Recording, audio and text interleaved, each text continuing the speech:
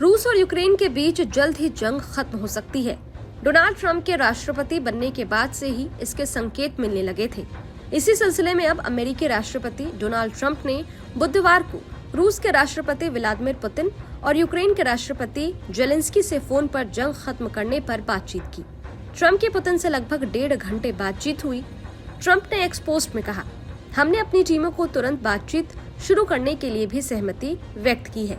Routers के मुताबिक Trump ने विदेश मंत्री मार्को रूबियो, CIA के निदेशक जॉन रेडक्लिफ, राष्ट्रीय सुरक्षा सलाहकार माइकल वॉट्स, एम्बेसडर और विशेष दूत स्टीव विटकॉफ को वार्ता का नेतृत्व करने का निर्देश दिया है।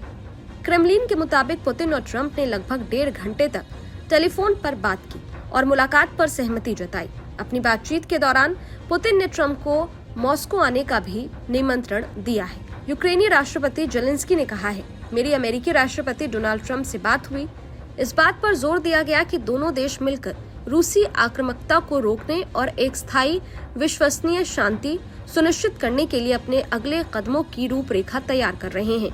इससे पहले 11 फरवरी को यूक्रेन के राष्ट्रपति जेलेंस्की ने कहा था कि यूक्रेन जंग रोकने के लिए रूस के साथ जमीन की अदला बदली को तैयार है।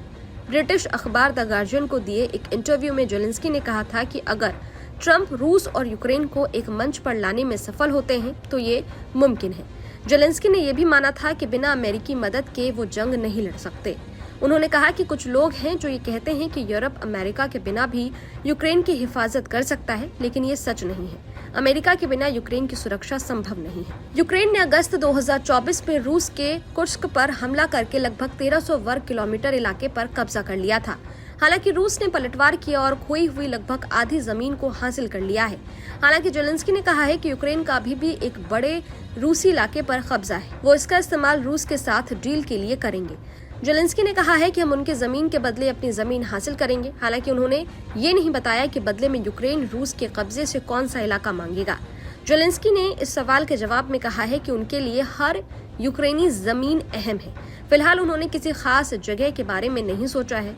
रूस ने यूक्रेन के 5 इलाकों 2014 में क्रीमिया, 2022 में डोनेस्क, खेरसान, लुगांस्क और जेपोरिजिया पर कब्जा कर रखा है। अमेरिका में ट्रंप के शपथ लेने के बाद रूस यूक्रेन जंग के खत्म होने को लेकर चर्चा बढ़ गई है। चुनाव के दौरान ट्रंप ने ये वादा किया था कि वे शपथ लेने के 24 घंटे के भीतर जंग रोक देंगे। पिछले महीने यूक्रेन में ट्रंप के विशेष शांति दूत कीथ केलाव ने कहा था कि उनका मकसद ट्रंप प्रशासन के 100 दिन के भीतर जंग रोकना है।